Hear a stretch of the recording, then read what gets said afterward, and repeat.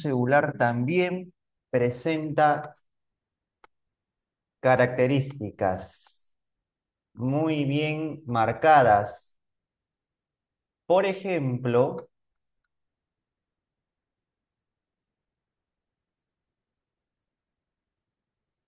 la respiración celular es una reacción catabólica. Catabólica. ¿Por qué será catabólica? ¿Quién me dice? Porque en este evento, en esta reacción, se van a degradar moléculas orgánicas. ¿Quién? Pues principalmente, no es la única, principalmente los azúcares, la glucosa, ¿sí? Se va a ir degradando porque el objetivo de esta clase es formar otro tipo de energía, ya no la química, porque aquí se usa la energía química, la glucosa, para degradarla progresivamente, parcialmente, y al final obtener energía útil en forma de ATP. Es catabólica, también es exergónica.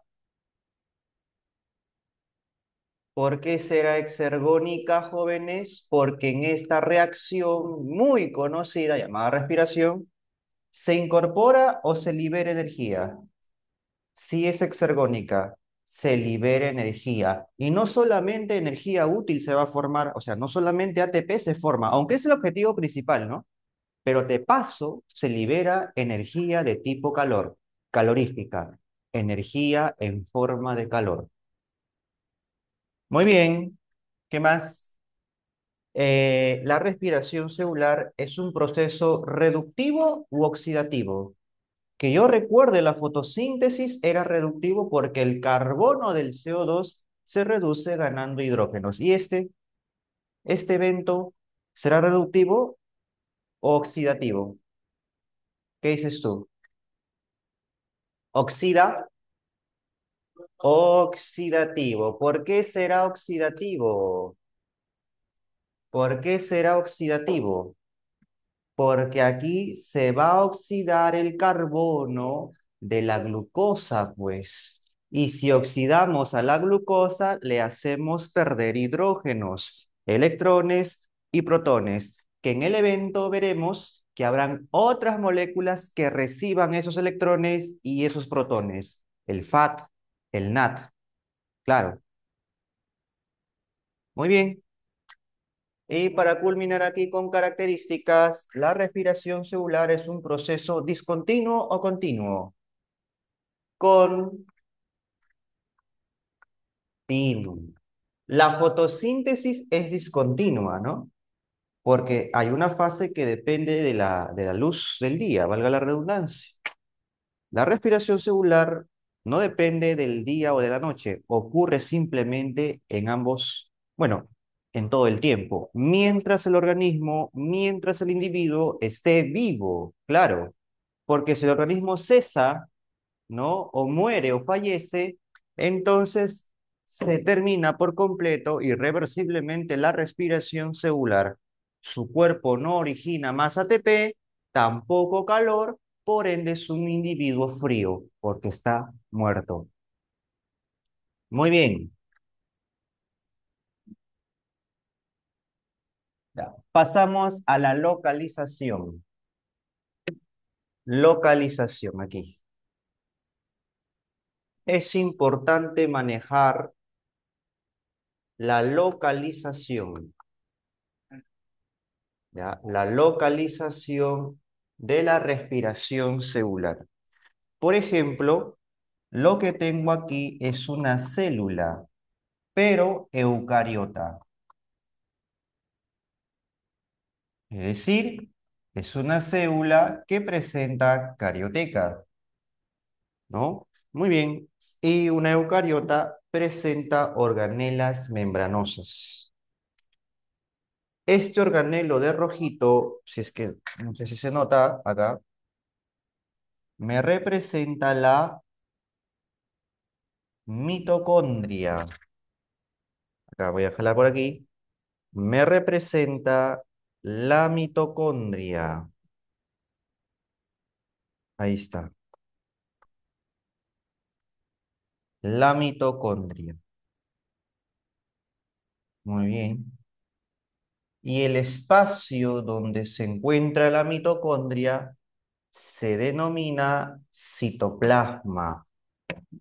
Al citoplasma también se le puede llamar citosol, aunque creo que ya te había explicado, ¿no?, que el citoplasma va a presentar dos regiones coloidales, el citosol y el citogel. Pues de los dos, el citosol es la región coloidal que no es tan espesa, sino por el contrario es de consistencia más fluida. Pero a pesar de esa característica, también sabemos que ahí ocurre la mayor cantidad de reacciones químicas celulares. Ahora, una vez que yo ya he reconocido citoplasma y mitocondria, la pregunta que suscita ahora es la siguiente. Sabemos bien que la respiración celular es un evento que abarca dos compromisos esenciales. ¿Cuál? La respiración celular aeróbica y la respiración celular anaeróbica. ¿En cuál de las dos zonas, del cuál de los dos lugares ocurren las reacciones aeróbicas? ¿Dónde? En la mitocondria. ¿Por qué les llamamos reacciones aeróbicas? Porque estas reacciones, para que sucedan, ocurran, debe la mitocondria primero, ¿qué cosa? Contener qué o adquirir qué? Grandes cantidades de oxígeno, altas concentraciones de O2. Es el requisito que pide la mitocondria para que pueda trabajar su actividad, su maquinaria metabólica. ¿Está? Así es. Mientras que en el citosol, las reacciones características de esta zona son las anaeróbicas. Anaeróbicas. ¿Por qué son anaeróbicas? Porque estas no dependen estrictamente de qué, de la presencia de O2. Si bien es cierto, puede haber O2, pero le es indiferente porque así hubiese pocas o escasa concentración de O2, estas reacciones de tipo anaeróbicas suceden. Muy bien. Ahora, si yo amplifico la imagen de una mitocondria, por ejemplo esta, ahí está, estoy amplificando la mitocondria nada más, me voy a dar cuenta de que la mitocondria, aun inclusive lo sé por clase de organelos, que la mitocondria tiene ¿cuántas membranas? ¿Uno, dos o muchos? A ver, ¿quién me dice eso? ¿Cuántas membranas tiene la mitocondria? Claro, profesor, tiene dos nada más. ¿Cómo se llama? Membrana externa, la más externa. Mira, tú me entiendes ya. Membrana externa, la más externa,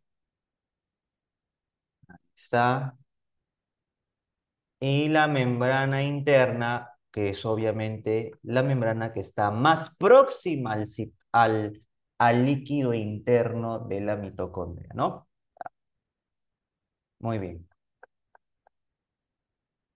Ahí está. Ahora, ¿qué podría tal vez preguntarme, no? ¿Cuál de las dos es permeable y cuál de las dos es impermeable? A ver, permeable es la externa, ¿sí o no? Permeable. Deja pasar ciertas sustancias, moléculas, iones. La interna es la impermeable. Impermeable. Tal vez lo único que deja pasar la membrana interna, lo único que deja pasar la membrana interna son hidrogeniones, o sea, protones y electrones, porque son ya muy minúsculos. Ajá, muy bien. Ahora, si te das cuenta, ¿cuál de las membranas origina a estos pliegues? ¿Cuál de las membranas origina a estos famosos pliegues? Que tienen nombre y tú lo debes conocer, seguro. ¿Cuál de las membranas forma invaginaciones y forma esos pliegues muy notorios a los cuales se les llama cresta? Cresta mitocondrial. Ujú. Muy bien. Entonces, las crestas mitocondriales se forman por invaginaciones, son pliegues y repliegues, son invaginaciones de la membrana interna de la mitocondria. ¿Y cómo se llama el líquido interno de la mitocondria? Citosol, ¿sí o no? Citosol, ¿cómo se llama el líquido interno de la mitocondria? Es ácido, ¿ah? Mitosol, muy bien. El líquido interno, ¿no? Está, se llama mitosol, con M. Al mitosol también, ¿cómo se les llama, jóvenes? A ver, al mitosol también, ¿cómo se les llama? Matriz acuosa, ¿sí o no? Tú dirás, matriz acuosa, ¿no? Habla estroma, ¿no? ¿Cómo se llama también al mitosol? Matriz mitocondrial, muy bien. Matriz mitocondrial. Ah, ¿tú me entiendes? Tú me entiendes. Ya, muy bien. Ahí está. Ahora, como ya sé que las reacciones aeróbicas y anaeróbicas suceden en estas regiones respectivamente, vamos a nombrar, obviamente, esas reacciones. Por ejemplo, una reacción anaeróbica que ocurre en el citoplasma o citosol de las células eucariotas, ¿cuál sería? La glu, la glucólisis. ¿Sí o no? De bandera, la glucólisis. Así es. Aquí también suceden las fermentaciones. Las fermentaciones. Que obviamente existen muchos tipos de fermentación, pero San Marcos trabaja principalmente dos. ¿Cuáles son? ¿Te acuerdas? Láctica y, láctica y, tu favorita, ¿no? Alcohólica. Ah, ya, ahí está.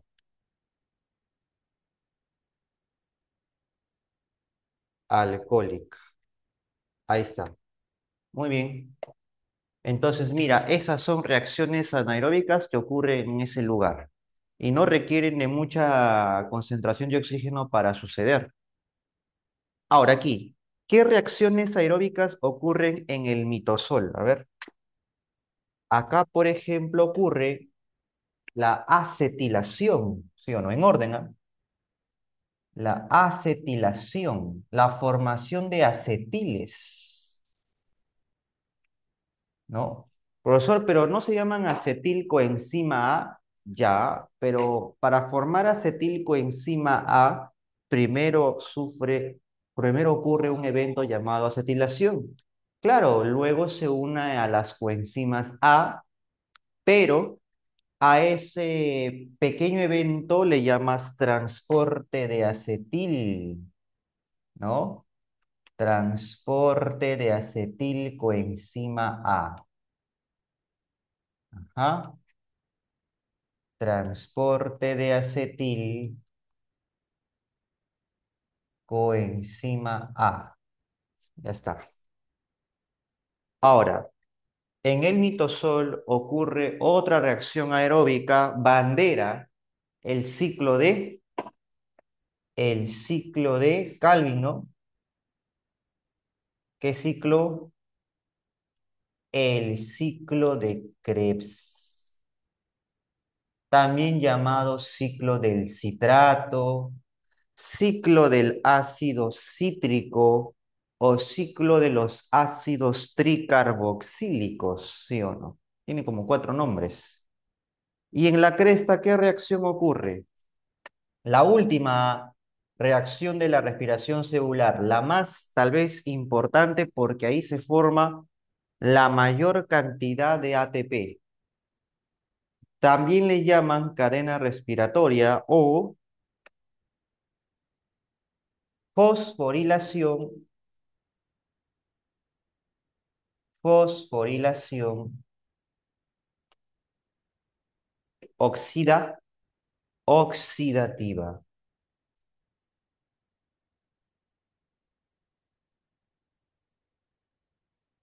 Ahí está. O cadena respiratoria. Ahí está, muchachos. Muy bien. Entonces, este esquema no debo olvidar nunca, porque aunque a donde usted vaya, esto salva vidas. ¿Ya? La localización es importante porque si no sé ubicarme, por más que conozca las rutas metabólicas, las enzimas, en qué se convierte la molécula, cuando pasa esta, cuando se oxida, cuando se reduce, si no entiendo localización, estarías perdido prácticamente. ¿Ya? Entonces es importante conocer esto. Vamos a desarrollar ahora el primer capítulo de la respiración celular llamada reacciones anaeróbicas. En orden, ¿ya? Reacciones anaeróbicas.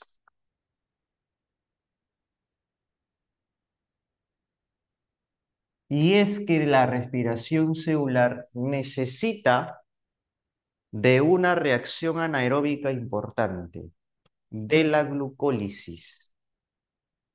¿Ah? Necesitamos para poder formar grandes cantidades de ATP, primero de la glucólisis. Acá.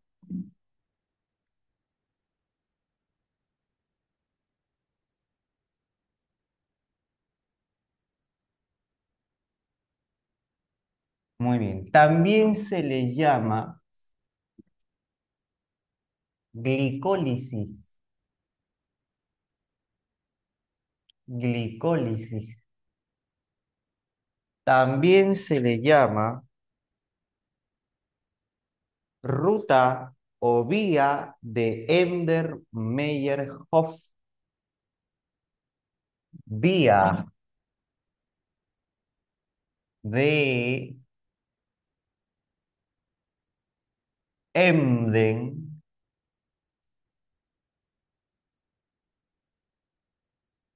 Ahí está. Emden,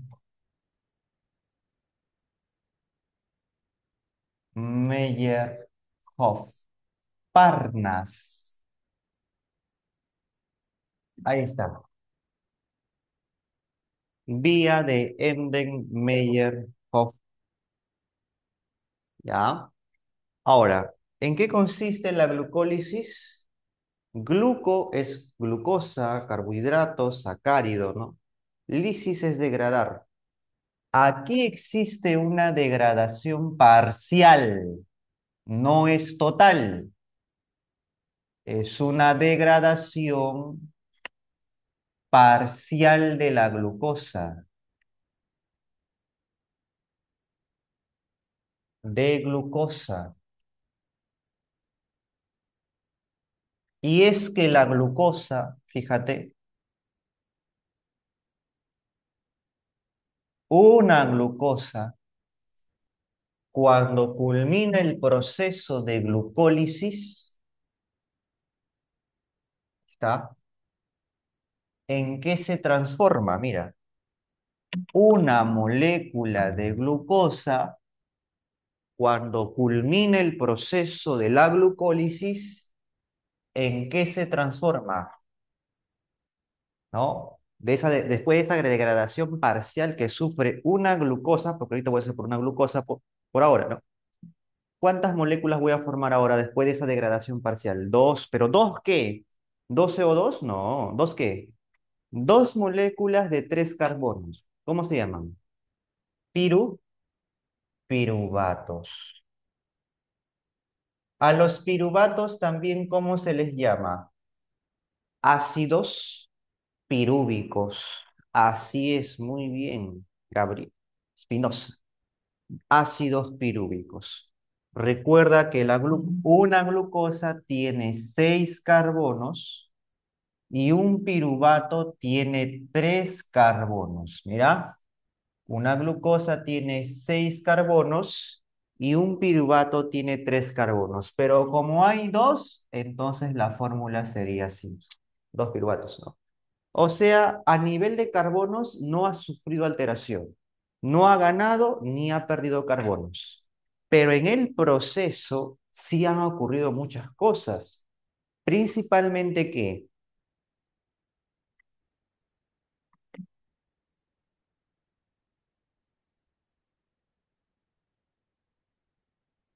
para formar dos piruvatos,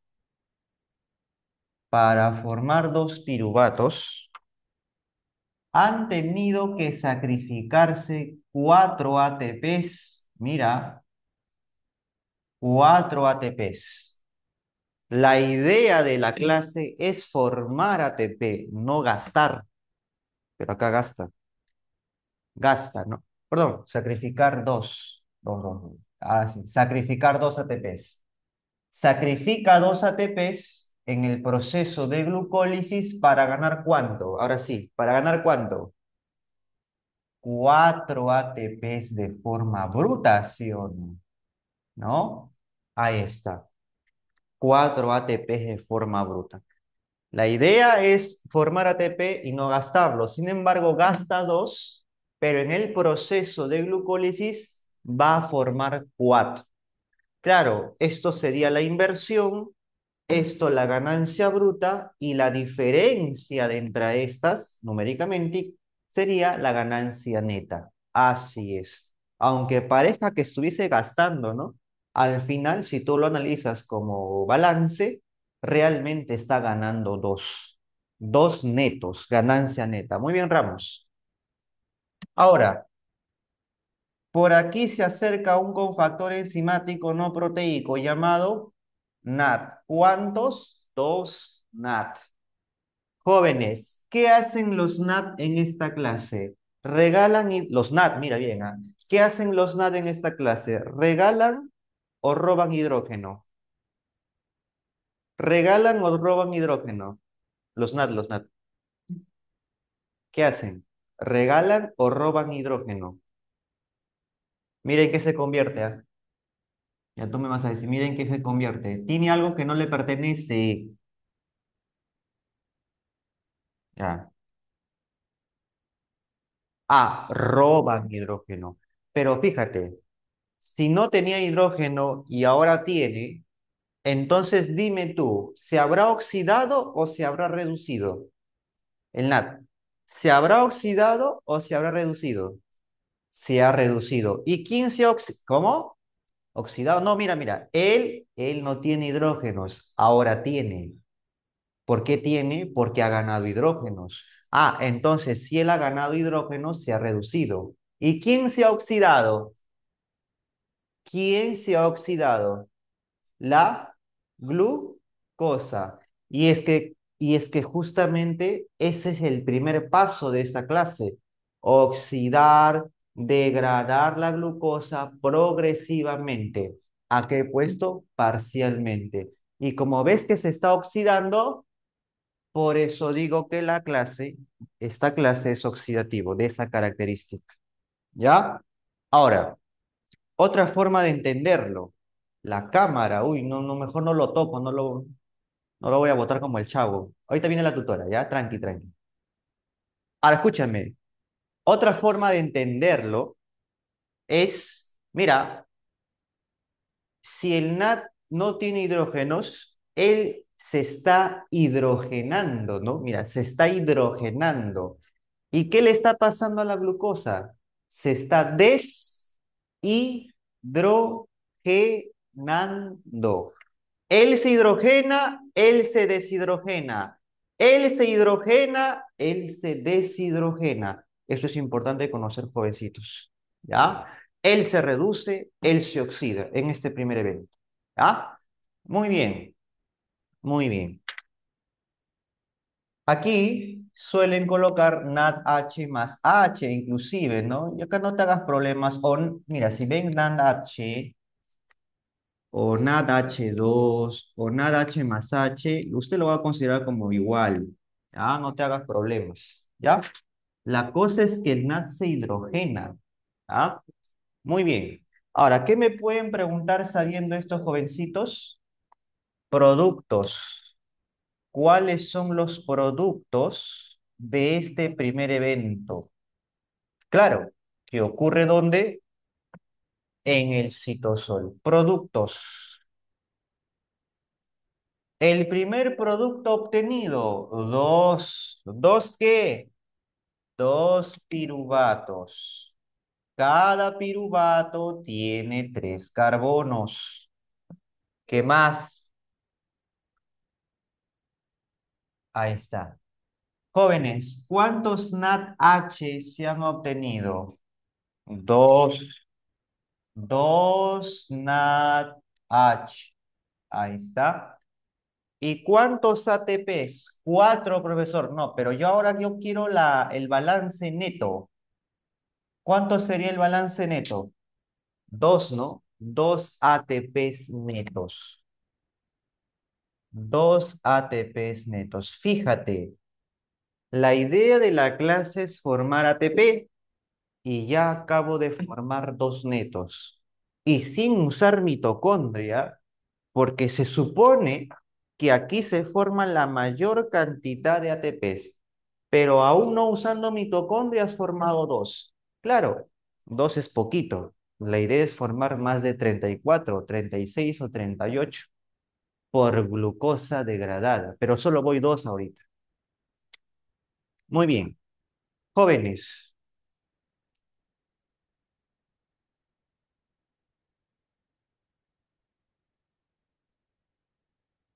¿qué es lo ideal para el piruvato? Dime, ¿qué es lo ideal para el piruvato?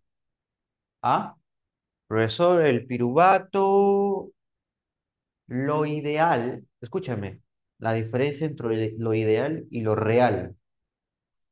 Lo ideal es que los piruvatos ingresen, todos los piruvatos, todos, ingresen a la mitocondria para formar ATP en la mayor cantidad posible.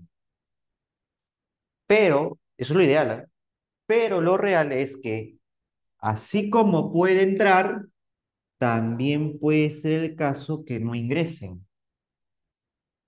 Ahora, ¿cuál es el requisito para que los piruvatos ingresen a la mitocondria?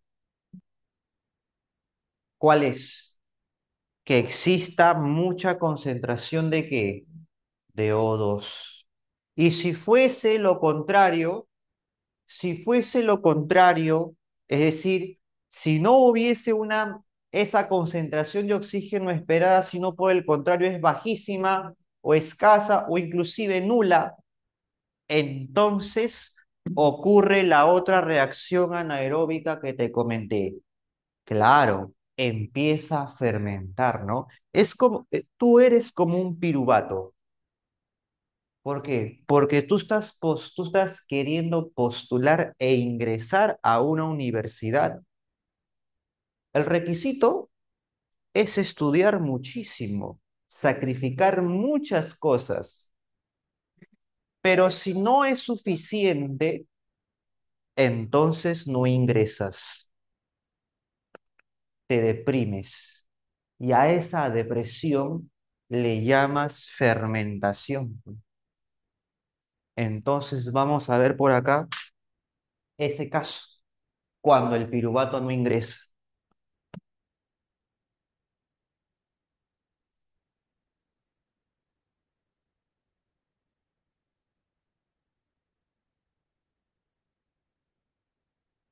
Ahí está, fermentación. Si a ti te preguntan cuál es el objetivo de las fermentaciones, el principal objetivo es regenerar NAD. Regenerar NAD. Profesor, ¿no será NADH? No, NAD, nada más. Regenerar NAD, nada más. ¿Ya? Así es. Por ejemplo, una de las fermentaciones conocida es la láctica, ¿no? Ya vamos a trabajar aquí la láctica, fíjate. La láctica.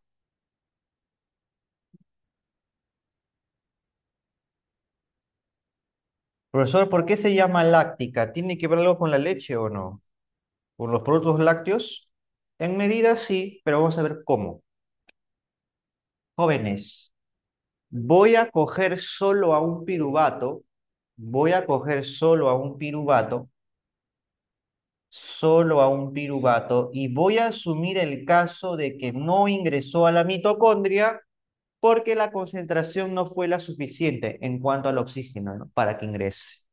Entonces, en una fermentación láctica, jóvenes, el piruvato, ¿en qué se transforma? ¿El piruvato en qué se transforma? Ah, el piruvato al final de esa fermentación se transforma en láctica, ácido láctico. Al ácido láctico también, ¿cómo se le llama? A ver, ¿quién me dice? Lac, muy bien, por ahí lo leí. Lactato, lactato, ¿ya? También se le llama lactato. Ahí está, muchachos. Lactato o ácido láctico. Mira una curiosidad. Ya, mira una curiosidad. El piruvato tiene tres carbonos, ¿sí o no? Así es.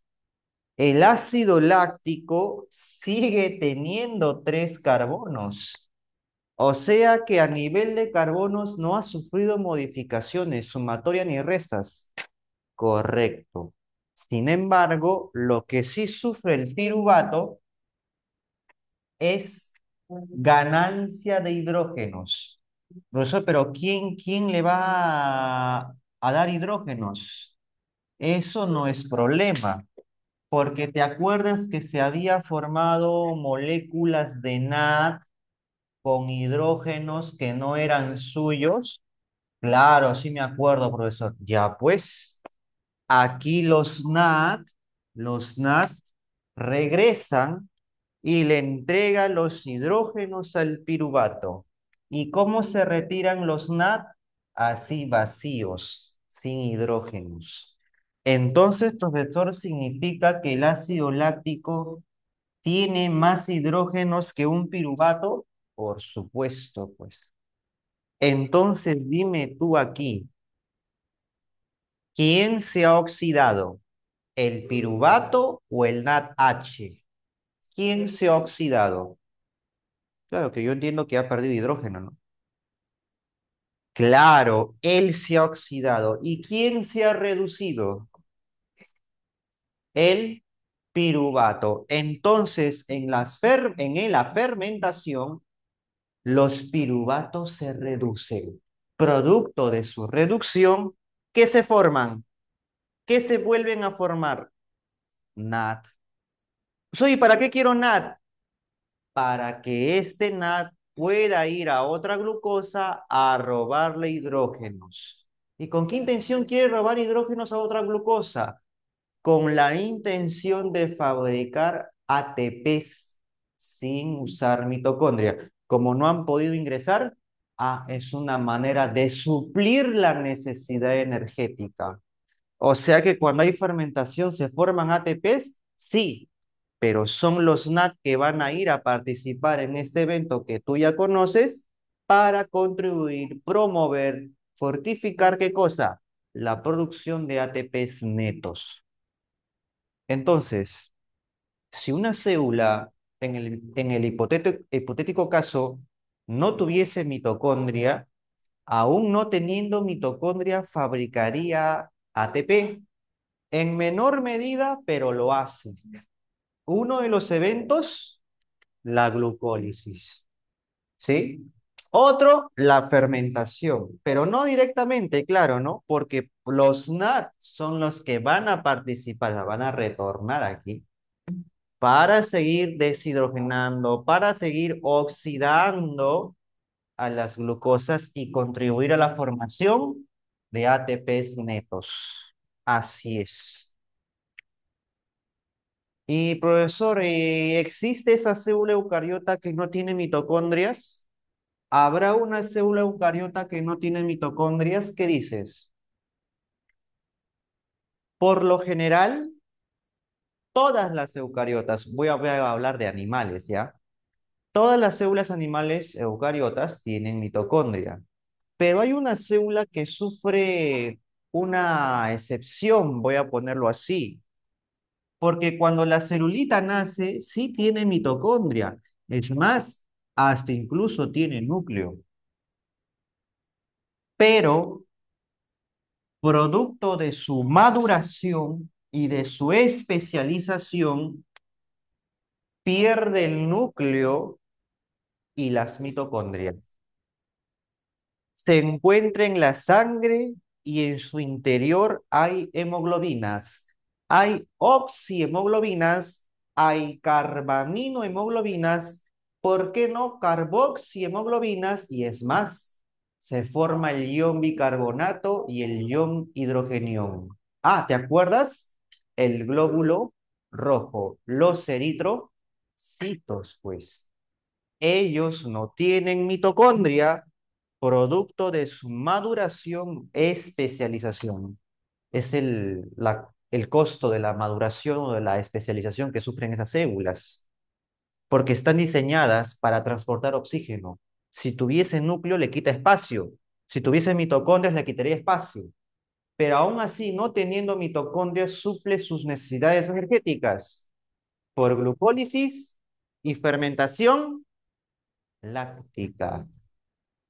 Así es. Fermentación láctica. ¿Dónde ocurre la fermentación láctica? ¿En qué células humanas? Se coló por acá. En eritrocitos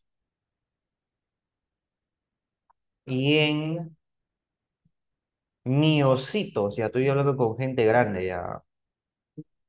Miocitos. ¿Qué cosas son los miocitos, ah?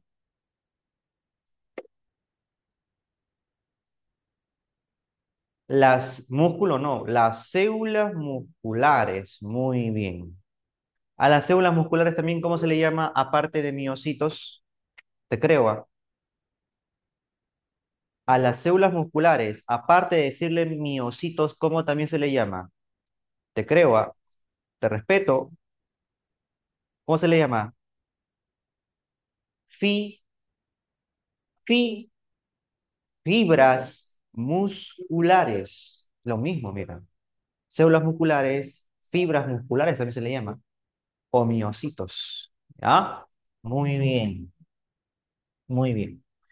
Ahora, obviamente los miocitos sí tienen mitocondrias, solo que cuando hay poco oxígeno en su cuerpo celular, empiezan a fermentar de forma láctica. Entonces, los azúcares degradados parcialmente se transforman en lactato. Pues, ¿por qué? Porque hay poca oxigenación. ¿Dónde? A nivel de los músculos, a nivel de las fibras musculares. Así es. Y eso hace que el músculo trabaje el doble en esfuerzo.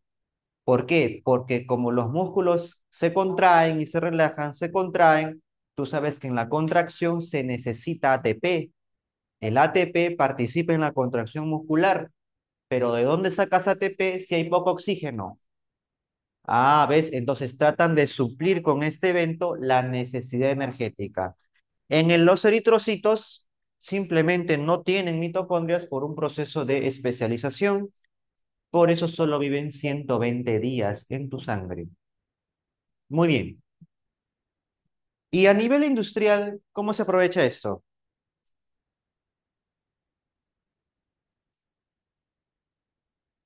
¿Qué industrias?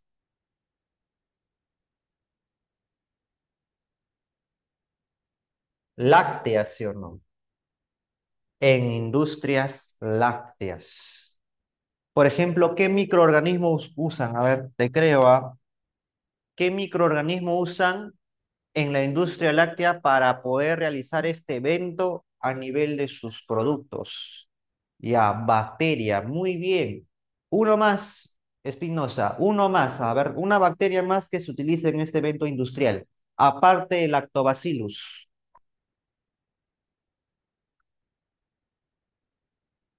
Lactobacillus. Lactobacillus. Lactobacillus es una bacteria, ¿sí? Lactobacillus y también están los Streptococcus lactis. Ya, vamos a poner dos ya. Streptococcus lactis. Ya, lactis, ¿no? Lactobacillus, ¿ya? Y Streptococcus lactis. Muy bien, vamos a borrar esto. Ahora, jóvenes, un dato. ¿Qué cosa provoca una fermentación láctica a nivel muscular? ¿Quién me dice? Tiene un nombre especial, ¿ah? No me digas calambre, porque yo no estoy hablando de calambres, ¿no? En los miocitos, ¿qué cosa podría ocurrir a nivel de los músculos? ¿Qué podría ocurrir? Fatiga muscular. Entonces, cuando a ti te hablen de fatiga muscular, ¿a qué se refieren? A la formación de ácido láctico por escasa concentración de oxígeno. Entonces, ese ácido láctico que se acumula en los músculos empieza a quemar a las células y a las fibras musculares. ¿Y eso genera qué? Dolor. Claro, en el momento no, pero con el pasar del tiempo, horas inclusive, ya se empieza a sentir un dolor, porque el ácido quema fibras musculares, mata ya, por hacerlo así. Y eso hace que un atleta pierda ¿qué cosa? Masa muscular. Y si un atleta pierde masa muscular, tiene menos resistencia en su deporte, o sea, en el campo atlético. Y no conviene tener un atleta de cualquier deporte con poca resistencia. Fermentación alcohólica. Fermentación alcohólica acá.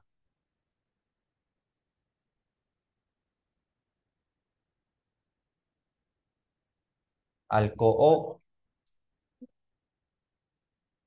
alcohólica. Ahí está. Muy bien. ¿Qué sucede aquí ahora? Otra vez, el piruvato no ingresa a la mitocondria por las concentraciones de oxígeno que no son las adecuadas. ¿Y en qué se va a transformar el piruvato? Se transforma al final, se transforma en etanol. Etanol, alcohol. Pero para que el piruvato, fíjate, para que el piruvato de tres carbonos se transforme al final en etanol, ojo, el etanol tiene dos carbonos. Mira, aquí sí hay variación a nivel de carbonos, pero no en la fermentación láctica. Ah, entonces aquí sí ha habido un evento donde se pierde carbonos en forma de CO2. Entonces, si yo soy un poco más meticuloso en este evento, el piruvato va a perder en un primer momento un carbono en forma de CO2. Cuando se pierden carbonos en forma de CO2, se le llama descarboxilación. Entonces, en esa descarboxilación,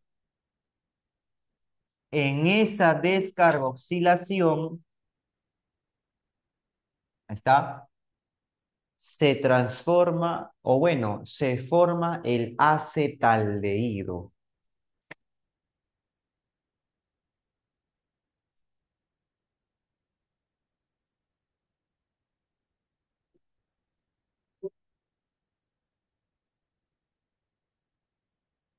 Ahí está, el acetaldehído. Profesor, ¿qué cosa es el acetaldehído? Cuando el piruvato se descarboxila, se forma el acetaldehído. Y cuando el acetaldehído se reduce, porque aquí se reduce recién, mira, cuando el acetaldehído se reduce por acción del NADH, ahí es donde se forma recién el etanol. Entonces, profesor, ¿también me quiere decir que el etanol tiene hidrógenos adicionales? Claro, pues, pero la diferencia es que el etanol tiene un carbono menos a diferencia del piruvato. Entonces, ¿en cuál de las fermentaciones se libera CO2? ¿Ah? ¿En qué fermentación se libera CO2? Alcohólicas.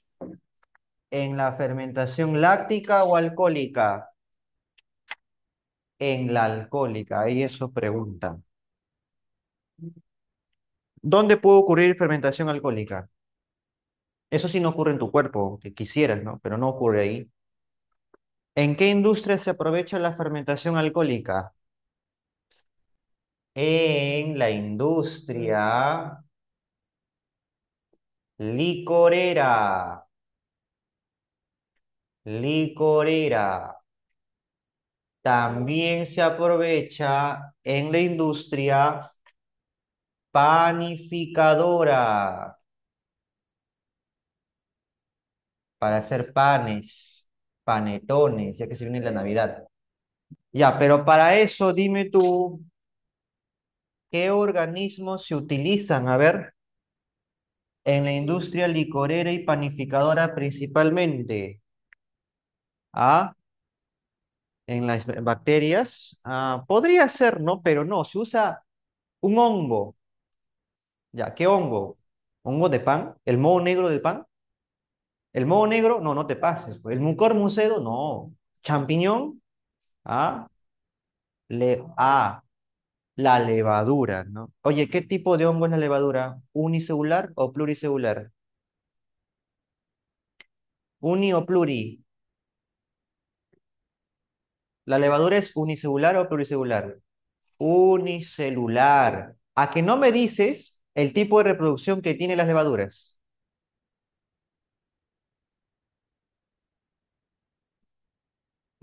Pero me estás preguntando.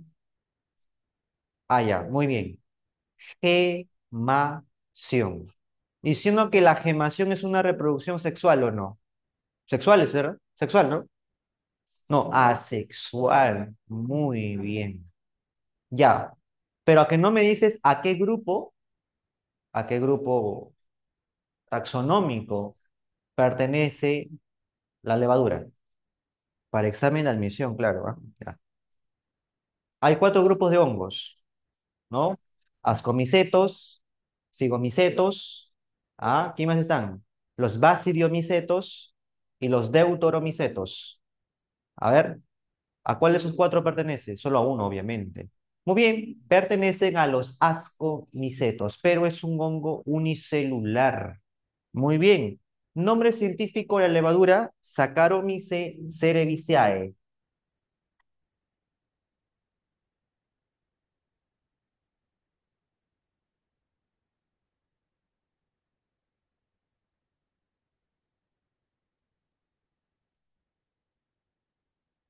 Saccharomyces cerevisiae. Muy bien, muy bien. Tómale captura para borrar, porque aquí ya hemos matado el primer bloque de reacciones anaeróbicas. Así es, Saccharomyces cerevisiae, o simplemente coloco el género ya, Saccharomyces.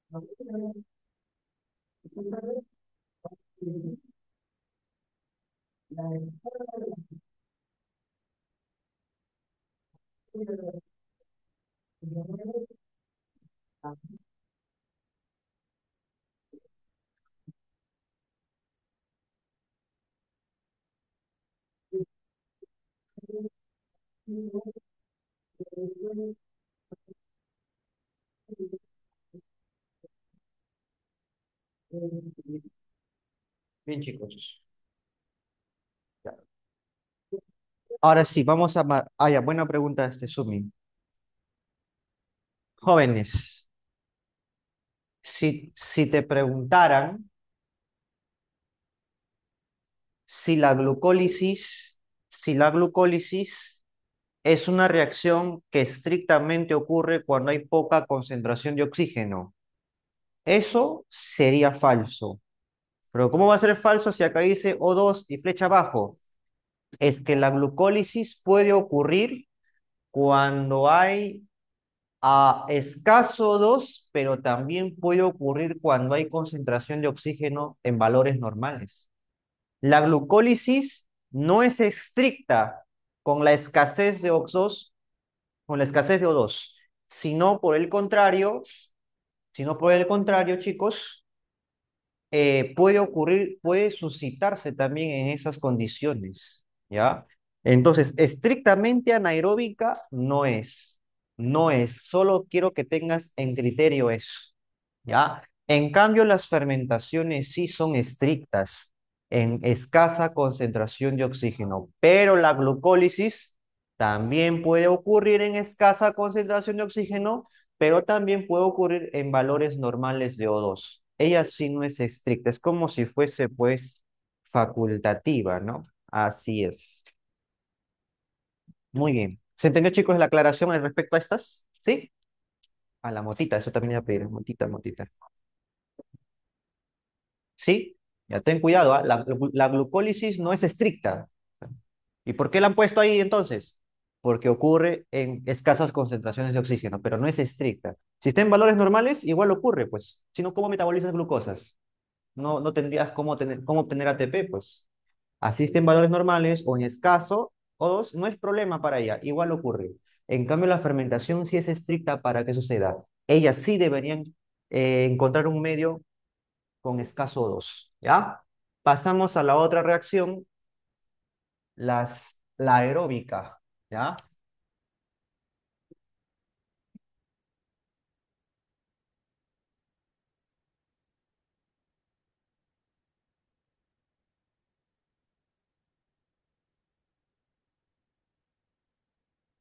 La aeróbica.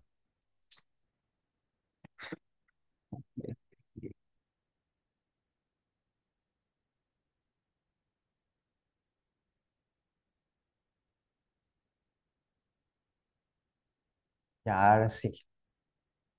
Ya sabes que las reacciones aeróbicas, ¿dónde ocurren? Profesor, ocurren en la mitocondria, ¿no? Entonces, por aquí voy a dibujar una mitocondria. Ahí está, ahí está,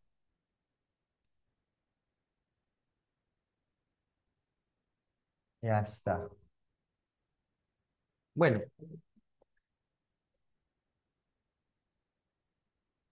Ya está, mira. Ya, mira. Ahora voy a asumir el caso en que el piruvato va a ingresar a la mitocondria, ¿ya? Para ello seguramente ha tenido que existir una alta concentración de oxígeno.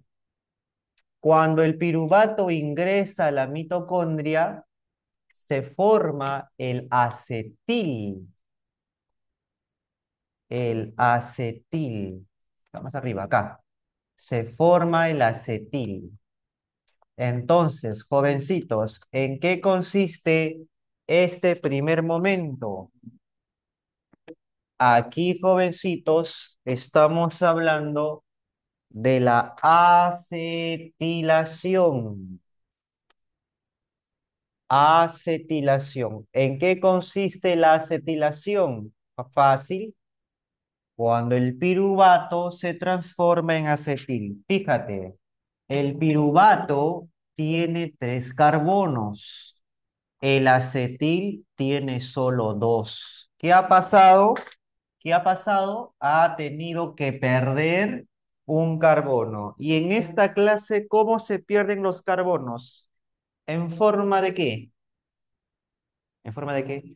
En forma de CO2. Entonces digo también, jovencitos, que el piruvato sigue descarboxilándose por acá, mira. ¿Ves? Se descarboxila. Así es. Pero no es suficiente porque ahora en el mitosol, si te has dado cuenta, estoy en el mitosol, también se encuentran NAT, y le va a quitar hidrógenos porque los NAT roban hidrógenos, ¿te acuerdas? Y se forma NADH. Ahí está. ¿Ves? Entonces, ¿cómo se forma el acetil en este evento? Se forma por descarboxilación y mira, si está perdiendo hidrógenos, ¿qué le pasa al piruvato si pierde hidrógenos?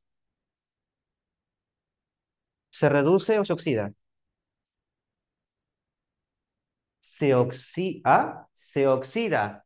El piruvato tiene sus hidrógenos. Lo está perdiendo porque lo está robando.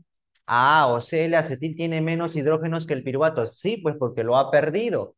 Él se oxida y ¿qué le pasa al NAT si está ganando? El NAT se reduce. ¿Ya? Cuidado. Ahora, entonces el acetil se forma por descarboxilación y por oxidación, ¿no? Lo oxidan, ¿no? Se oxida el piruvato para formar acetil. Esto se libera al medio como desecho, ¿ya? Ahora, viene el segundo momento y el segundo momento se llama transporte de acetil.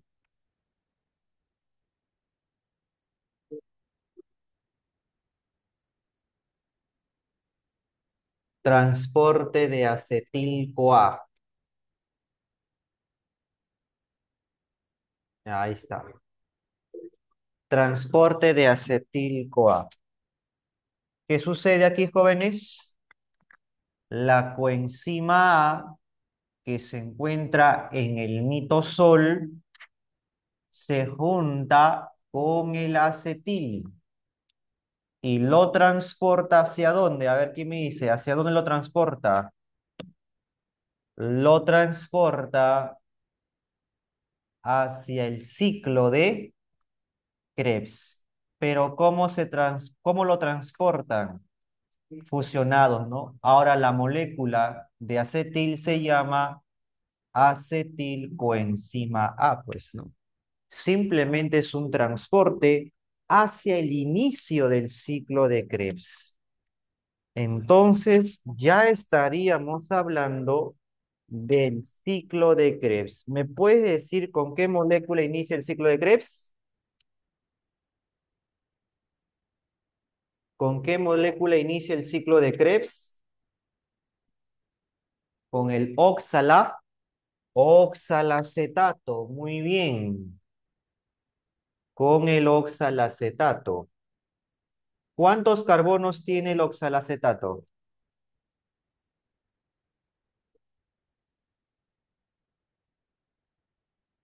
¿Cuántos carbonos crees que tiene el oxalacetato? A ver. Cuatro. Así es. Muy bien.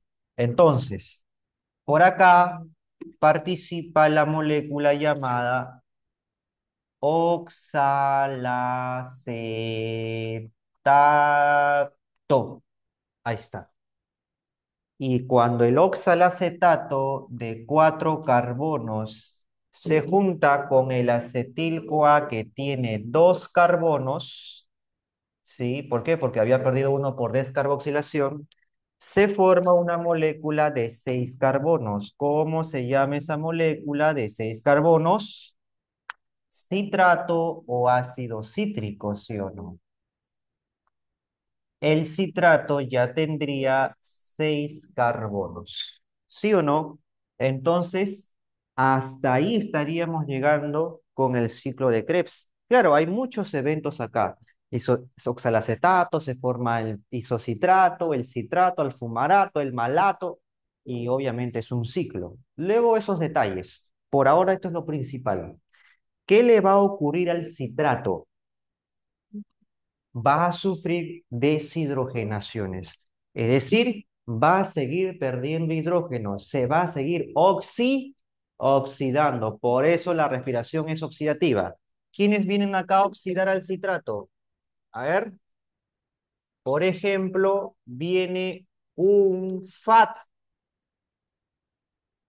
y cuando oxida al citrato se forma el FAT H2. Ahí está. Luego vienen por aquí tres NAT. Y cuando lo oxidan, jovencitos, se forman tres NADH. Ahí está. ¿Ves? Inclusive, aquí, jovencitos, se forma un GTP. Se forma un GTP.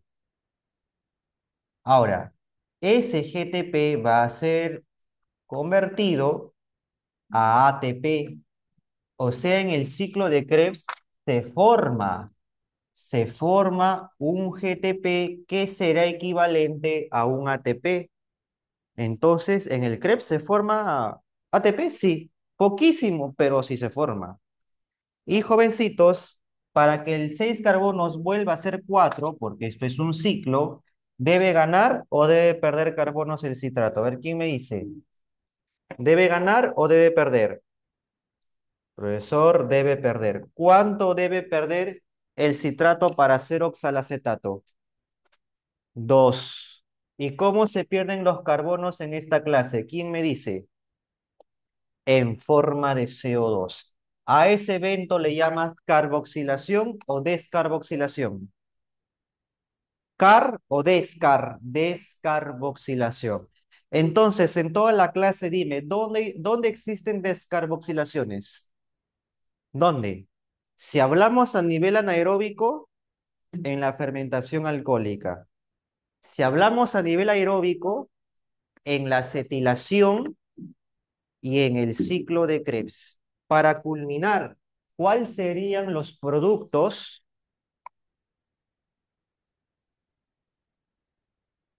del ciclo de Krebs? Productos del ciclo de Krebs. A ver, ojo, esto es por un piruvato. Yo debía haber hecho ingresar a dos, pero luego hago el balance, tú tranquilo. Por eso estoy haciendo solo ingresar a uno nada más. Debo hacer ingresar a dos, porque es lo ideal, pero solo estoy haciendo ingresar a uno. Bajo un piruvato que se forma en el ciclo de Krebs, un FAT H2. ¿Qué más?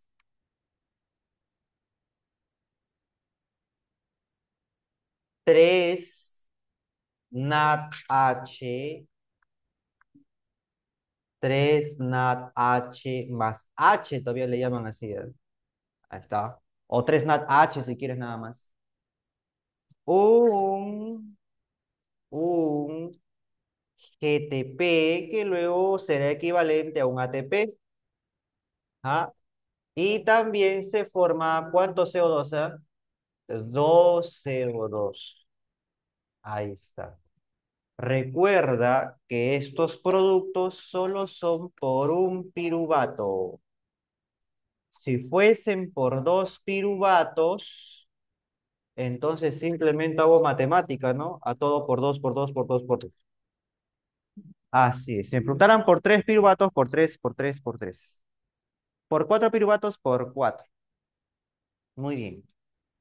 Entonces, fíjate, estas son las etapas de la, de las reacciones, de las reacciones aeróbicas. ¿Ah? De las reacciones aeróbicas.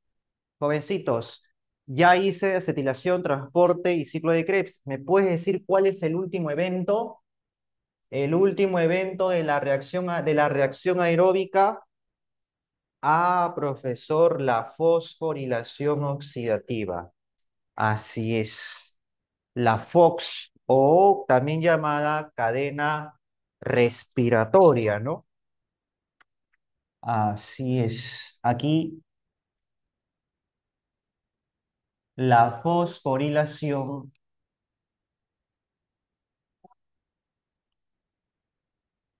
oxidativa.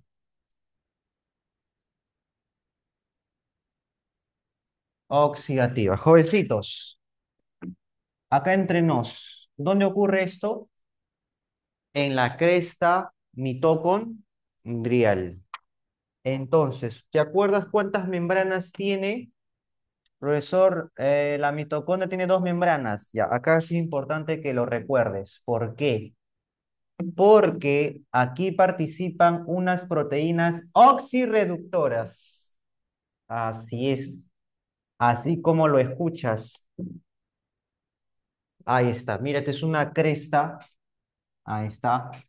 ¿Y qué vamos a encontrar ahí? Proteínas, ¿no? Vamos a encontrar una serie de proteínas. ¿Dónde? En las crestas de la mitocondria. Así es. Ahí está.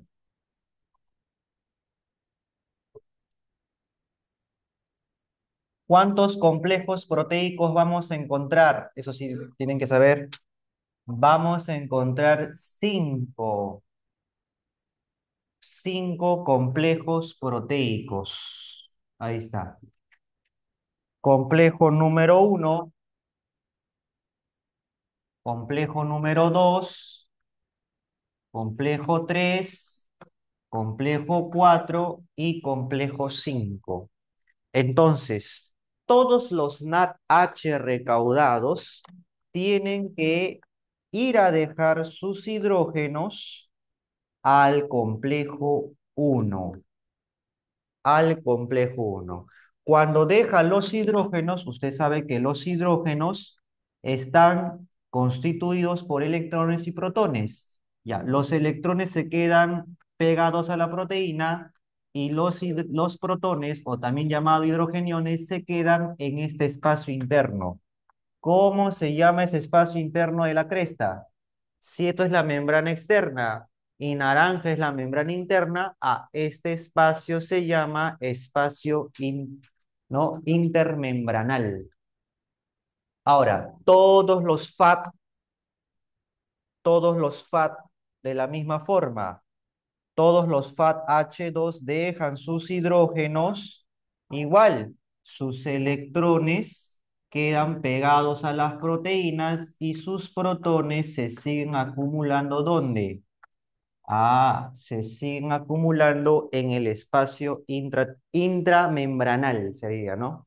Ahora, ¿qué pasa con los electrones? Van a fluir, fluyen los electrones, entonces, jovencitos, al fluir los electrones a nivel de los complejos proteicos, van a atraer como imán a los protones que están en este espacio llamado mitosol y son arrastrados con más fuerza todavía muchos protones más.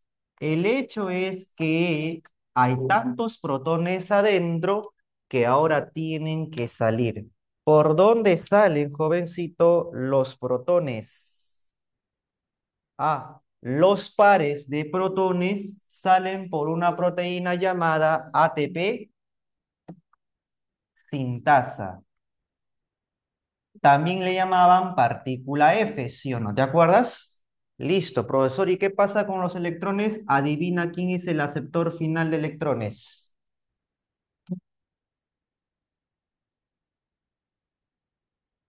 ¿Quién es el aceptor final de electrones? ¿Ah? ¿Quién es una molécula que recibe los electrones? El oxígeno, muy bien, el oxígeno molecular. Claro, el que usted incorpora a su cuerpo por ventilación, por hematosis, ¿te acuerdas? Entonces el oxígeno se comporta así. Es el aceptor final ¿de qué? De electrones y protones. ¿Y qué cosa se va formando, jóvenes, a nivel de la cresta? Oye, estos no son dos hidrógenos, mira, dos electrones, dos protones, son dos hidrógenos, más O2, ¿qué se forma? H2O, agua metabólica. Entonces, en la cresta mitocondrial no solo se forma, no solo se forma ATP, también se va a formar agua metabólica. Profesor, ¿y dónde se forma ATP? Ya, con esto acabo. Cada vez que existe flujo de protones, jóvenes, hay una fuerza descomunal que permite la fosforilación de un ADP más un fósforo. ¿Eso qué me forma? ATP. Muy bien, jovencitos. Esto es la quimiosmosis. Y también lo trabajamos en fotosíntesis, chicos. ¿Ya? Muy bien. Continuamos después con el balance energético y luego las preguntas. Bien, chicos.